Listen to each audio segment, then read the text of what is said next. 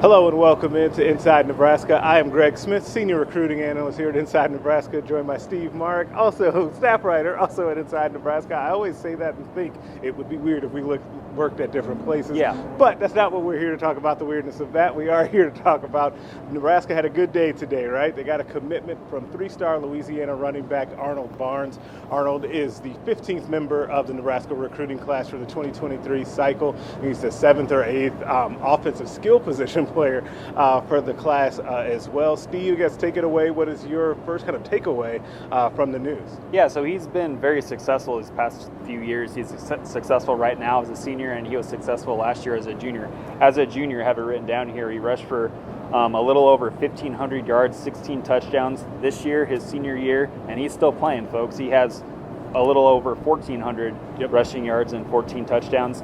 Looking at Arnold Barnes, I really love the kid's build, his physical build. He's 5'9", 220 pounds. Now, he's a short, compact. That's a powerful, strong runner. Everybody always says in football, low man wins. You know, you're always taught that when you're learning the game young. And Arnold Barnes is definitely low man win material in my mind.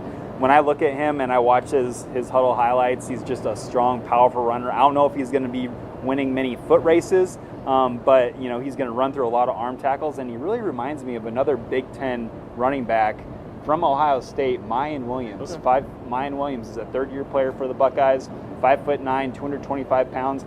Mayan Williams is a really physical, hard-to-tackle back, and I'm not saying Duda, which is Arnold's the nickname. Best nickname. Duda go crazy? Is Duda go crazy is already goes into the top 5 on the team the second he gets on campus. Absolutely, yes. But when I look at Arnold Barnes, and I'm not trying to say he's going to turn into Mayan Williams, because Mayan Williams is a beast. He's going to be NFL. He's really good. But I do see similarities, just the physical build, how he runs through arm tackles. And like I said, I don't know if he's going to be winning a lot of foot races, but he's going to do a lot of damage and just a really strong, powerful runner. And that's exactly what you want in the Big Ten. And that's exactly what I was thinking as you were saying that, is that's the exact type. It's great when you hear about, track speed and all of that stuff, but how often do we actually get to see that in Big Ten football actually play itself out? More often than not, it is the type of running backs that we're talking about, and the type of running back that, and I got Duda, go ahead, we're just putting it out there, his nickname is Duda, the type of running back that he is, those are the guys that are successful in this league. He came down between, he was committed to Tulane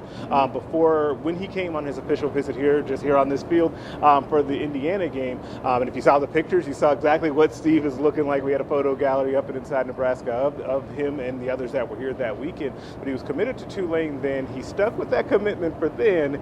Then he kept getting more offers, obviously had Nebraska. Iowa came into the picture and a couple of others. He took an official visit out to Iowa this past weekend. And that's really who Nebraska won this commitment over most closely, was Iowa. So anytime that Iowa, and what they're known for, one of the things that they're known for is running backs, even though that offense has been pretty putrid, they are good with running backs and tight ends.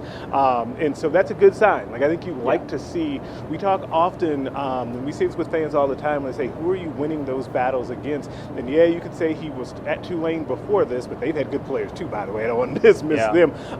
But if you win a running back battle against Iowa, I think you're doing something right. For sure, and looking where Arnold comes from, New Orleans, obviously it's just a hotbed for recruiting. If you ever just a fan of college football, you watch the Tulanes of the world, just the teams from the South in that area, those college football programs in that area of the country, they're just filled with good players. They might not be 5 stars or 4 stars, but the 3 stars down there are a little different, I think, than the 3 stars elsewhere around the country. And I think Arnold Barnes can certainly be just a hidden gem, somebody that not a lot of programs are looking at, but once he gets into a college football program, gets in the weight room, has all the resources that kids could possibly want to improve their game. I think Arnold Barnes is a really one to keep an eye on. Yeah, I absolutely agree. And one of the things too I wanted to make sure that we talked about is that the impact of Mickey Joseph and Brian Applewhite to an extent, who would be his position coach here should he stay on. We don't know for sure how that's going to go. There's a bee like trying to attack. That's why that thing away. Stiff-armed it, if you will. We're talking about running backs. But Mickey Joseph, I think that this is a huge feather in the cap for Mickey Joseph, and you can't say it enough that you're able to get a second commitment during his interim time. And you don't want to kind of put down the previous staff or the previous coach or all of that, but they're doing more with recruiting right now this season than Frost and his staff did last year during a non-lame duck, we don't know who the coach is situation. I think it's remarkable.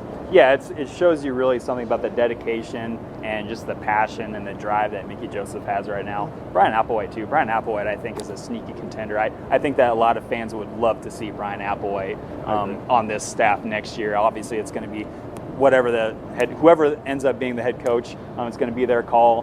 But, yeah, I mean, Brian Applewhite, the job he's doing with the running back position, he's got a lot of talented guys there. Obviously, it hasn't worked out recently with the running back position here in Nebraska. But, boy, I really like the look of Arnold Barnes and really like what he's put on film, what he's doing in high school. And just I go back to getting him in a program, in a Division I Power 5 football program, and turning him into something. I think there's a high chance of that. I also like kids when you put on their huddle, and yes, on huddle highlights, you're always going to have kids, especially a running back, like just running away from people. But you also have him in his huddle highlights, like running through people as well. That's a big part. That to me translates. That's one of those things that, like, when you put on like a kid that's going to go to Wisconsin or something like that, one of these other schools in Michigan, that you see their highlights. That's what you see, right? Yeah. And I think that's a really good thing. Some of the things that you see on film from Arnold Barnes. He discussed his decision with Nick Harris, also part of the Rivals Network. We have that article up at nebraska.rivals.com over at Inside Nebraska. We also have another analysis piece up there from myself as well.